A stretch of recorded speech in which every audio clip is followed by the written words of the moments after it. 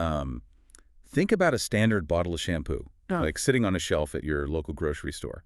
That bottle isn't just resting there, it is actively paying rent. Wow, absolutely. It's a completely ruthless environment. Right. And if that shampoo doesn't pull its weight in sales, it just gets evicted.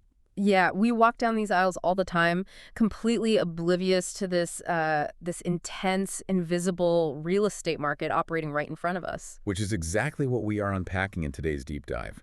We're looking at the massive, often hidden machinery required to get a physical item onto a store shelf. Because it really is a machine. Yeah, it is. And to do this, we are pulling from a really comprehensive playbook by Retailbound.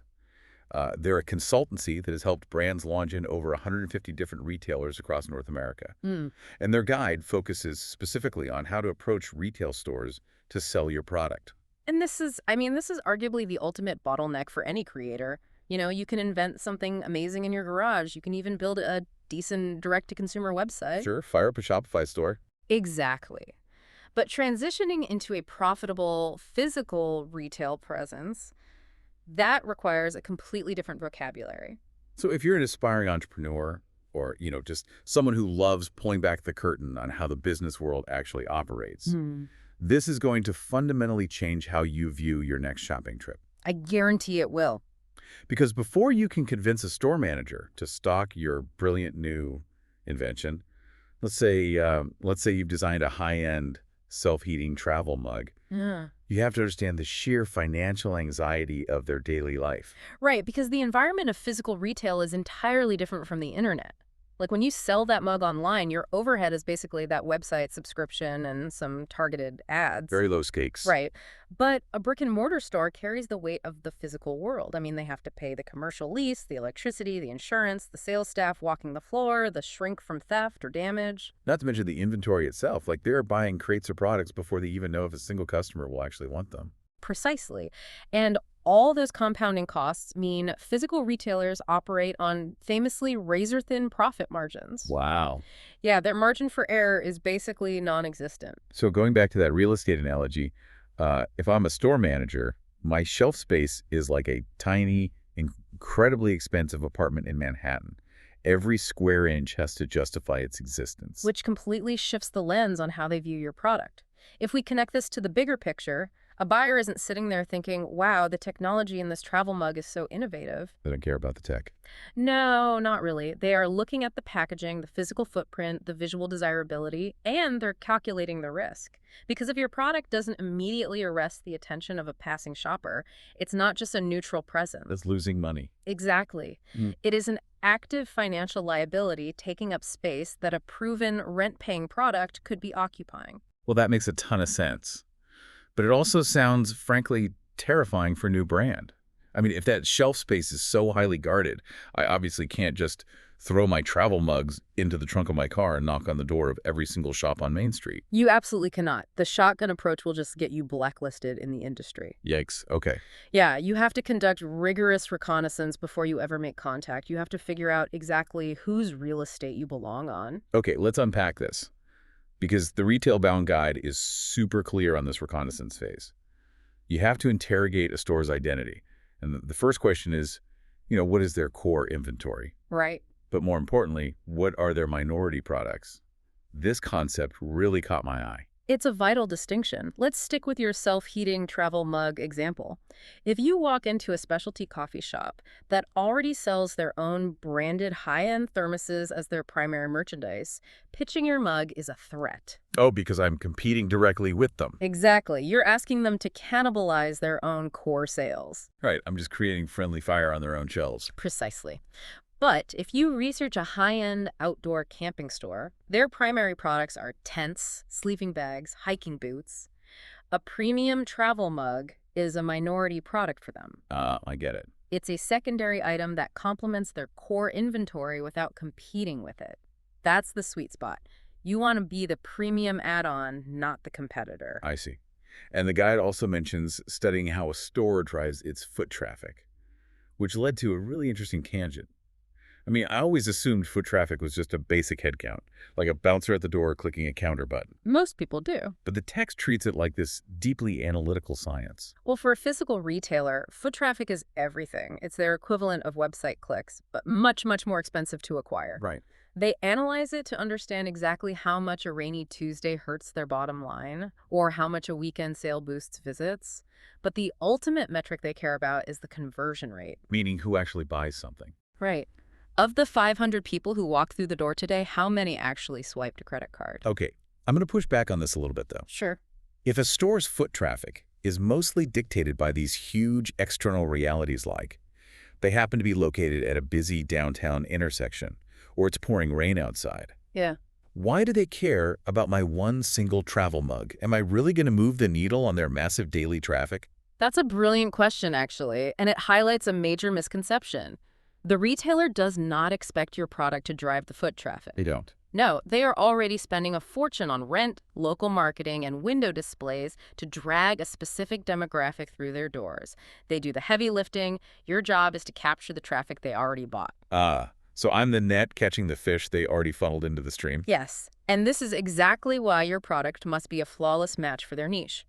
If that camping store is spending thousands of dollars a month to attract wealthy, tech-focused backpackers, your self-heating mug perfectly justifies their marketing spend. It converts that specific person. Exactly. It maximizes the conversion rate of the exact demographic they fought to get inside. If you pitch that same mug to a discount dollar store, it doesn't matter if they have 10 times the foot traffic. Right, because the demographic is wrong. The demographic is wrong, the mug won't convert, and you get evicted from the shelf. Okay, so let's say I've done the homework. I found the perfect camping boutique. Their demographic fits. I'm a minority product. Everything aligns perfectly. Good. Now comes the part that makes most creators break out in a cold sweat. Making actual contact. Yeah, the pitch phase. How do I get my foot in the door without looking like a desperate salesperson? Well, the mechanics of making contact depend entirely on the scale of the target. The text outlines 3 distinct realities. The first is the most traditional, which is the in-person visit. Okay. This is highly effective for local, independent shops. But I'm guessing that doesn't mean bursting in during the Saturday lunch rush and demanding the manager look at my prototype? Definitely not. You find out when their slowest hours are usually a Tuesday or Wednesday mid-morning. You bring a pristine sample. You are highly respectful of their time. Keep it quick. Exactly. And the advantage here is immediate tactile feedback. You can literally put the mug in their hands and watch their reaction. But that local boutique strategy absolutely shatters if I try it on a regional chain. I mean, I can't just wander into a corporate headquarters. No, for chains, you are dealing with head office meetings. This is a bureaucracy. Right. You are dealing with professional buyers whose entire job is to say no to 99% of what crosses their desk. This requires scheduled presentations, compliance documents, and proving you have the supply chain to actually deliver 10,000 units on time. And the third avenue the guide details is direct mail, which frankly sounded a bit archaic at first.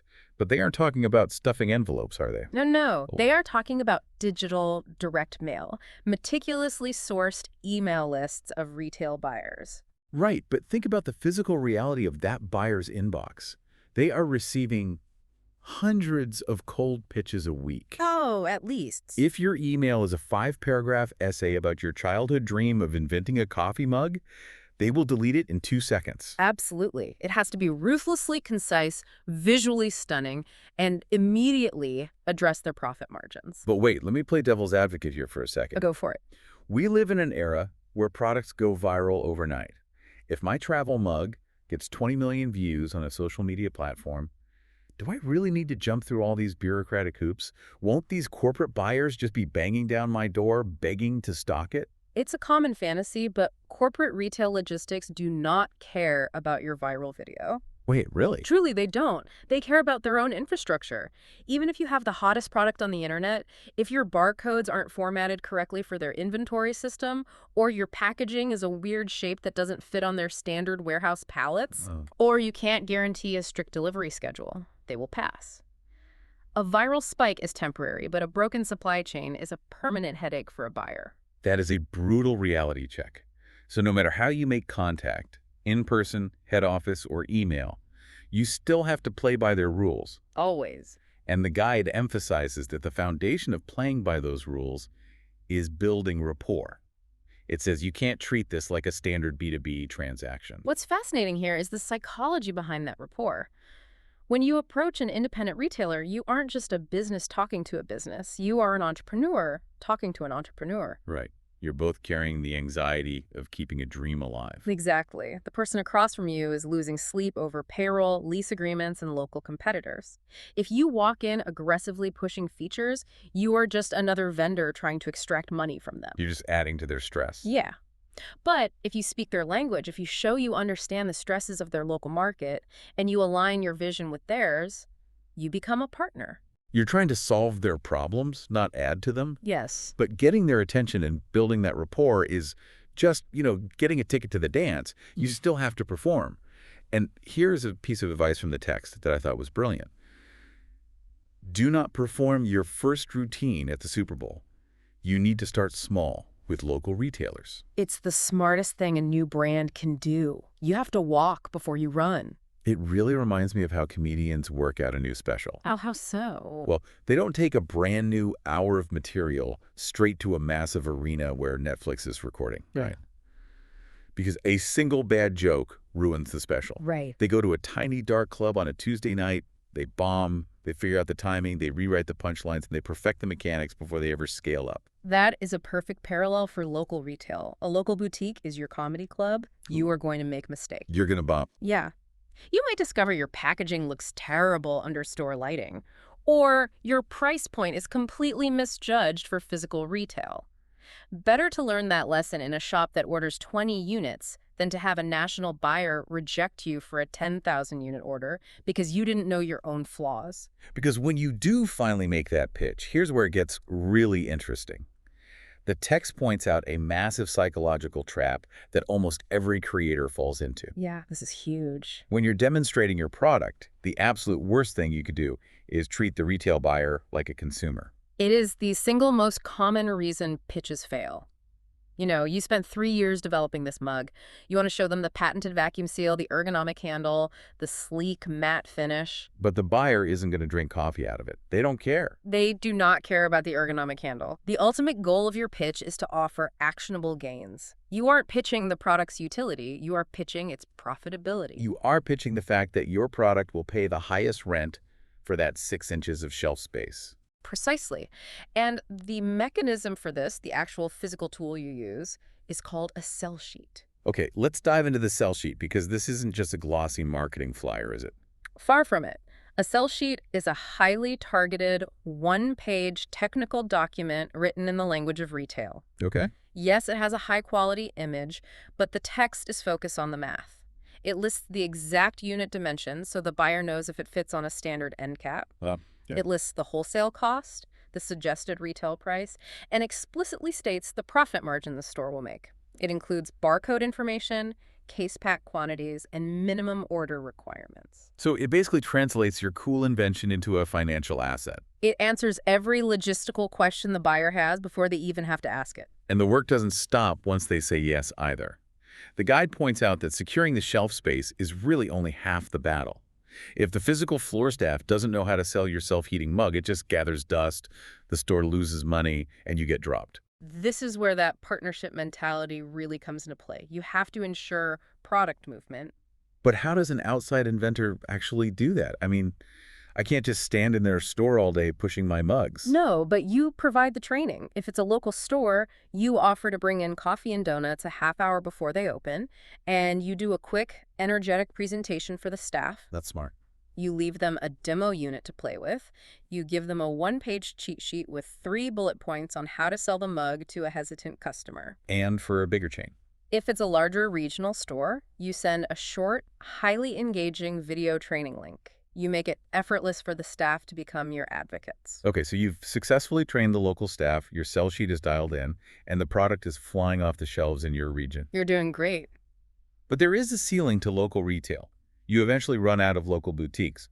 What happens when you want to jump from 50 stores to a 1,000-store national chain? This brings us to the final and perhaps most complex stage of the playbook, widening your scope. because the logistics of jumping from a hands-on local model to a massive national footprint breaks everything you've just built. It's a totally different game. It is, and you usually cannot do this alone. The guide introduces a new character to the story right here. The retail broker. Right. Brokers are the true gatekeepers of national retail. Remember those corporate buyers we mentioned earlier, the ones getting hundreds of emails a day? The ones deleting my essay. Exactly. They don't have the time or the bandwidth to vet 1,000 independent inventors. This raises an important question. How do they source products? They rely on established brokers, people they trust, to curate the noise and bring them only the most viable, risk-free products. So the broker acts as a filter for the buyer, but they act as an advocate for you. Exactly. A good broker already possesses the invaluable relationships with the exact target stores you want. They literally have the buyer's direct phone number, but it's a significant trade-off. Right, because they obviously don't work for free. The text mentions they take a percentage of sales. How does that economic mechanic actually work? Is it really worth giving up a chunk of my revenue? It's usually a percentage of the wholesale order. So if they secure a $1 million purchase order from a big box store, they take a slice of that. Ouch. Yeah, for many entrepreneurs, it is a bitter pill to swallow, giving up margin. But the reality is 100% of zero national sales is still zero. Good point. The broker provides the access and the logistical expertise that you simply could not achieve on your own. Their reputation is on the line when they pitch your product, which is why they only take on clients they believe are truly ready for the big leagues. And even when you hit the big leagues, the strategy requires constant management. There's a concept the guide brings up at the very end that I found really sobering. They call it relationship maintenance, but it's really about pruning. Pruning is the perfect word for it. A healthy retail network is like a garden. You have to cultivate the strong partnerships, but you also have to be ruthless about cutting away the dead weight. Which feels completely counterintuitive. I mean, if I've spent 2 years fighting tooth and nail just to get on any shelf, the idea of voluntarily firing a retailer and walking away from a client feels insane. Why would I ever do that? Because a bad retail partner doesn't just result in low sales. They can actively damage your brand's reputation. How so? Well, imagine you've built this premium, high-end travel mug. What happens if a retail partner constantly puts it on the discount clearance rack, right next to cheap, broken toys? Oh, it completely devalues the brand in the eyes of the consumer. Exactly. Or what if they consistently pay your invoices 90 days late, destroying your own cash flow and preventing you from manufacturing your next batch? That's a nightmare. Or they refuse to train your staff, so customers are returning the mug because they don't understand how it works. They basically become a parasite on your business. You have to identify the partnerships that build your brand equity. And you must have the discipline to sever the ones that drag you down. It is an ongoing, sometimes painful process of optimizing your distribution. You are fiercely protecting the ecosystem where your brand lives. So what does this all mean? If we synthesize this entire deep dive, it becomes incredibly clear that getting your product on a retail shelf is not just an exercise in clever engineering or, having a flashy prototype. It is fundamentally a strategic game of empathy. Empathy for the retailer's survival. Exactly. It's about deeply understanding the suffocating reality of a store's physical overhead. Yeah. It's taking the time to study their conversion funnels and their specific niche. Right. It's building genuine human-to-human rapport over the shared stress of running a business. And ultimately, it's about proving through a meticulously crafted sell sheet and a flawless pitch that your product is the exact financial solution they have been looking for. You aren't begging them for a favor. You're offering them a partnership in profitability. It completely shatters the illusion of the passive store shelf, doesn't it? It really does. I'll leave you with this final thought to explore on your own. The next time you walk into a massive big box store, or even just your local neighborhood shop, and you spot a brand new product sitting perfectly at eye level, stop and look at it. Just stare at it. Really look at the unit dimensions, the packaging, what products it's sitting next to. Try to reverse engineer the sell sheet behind it. What specific mathematical, actionable gains do you think that creator pitched to the buyer? What numbers did they use to prove that this item was worth evicting something else just to pay the rent for those 6 inches of shelf space? It turns every shopping trip into a masterclass on business strategy. Thank you so much for joining us on this deep dive. Whether you're gearing up to launch a product of your own, or you just love understanding the hidden mechanics of the world around us, we hope this gave you a powerful new perspective. Keep exploring, keep asking questions, and we'll see you on the next deep dive.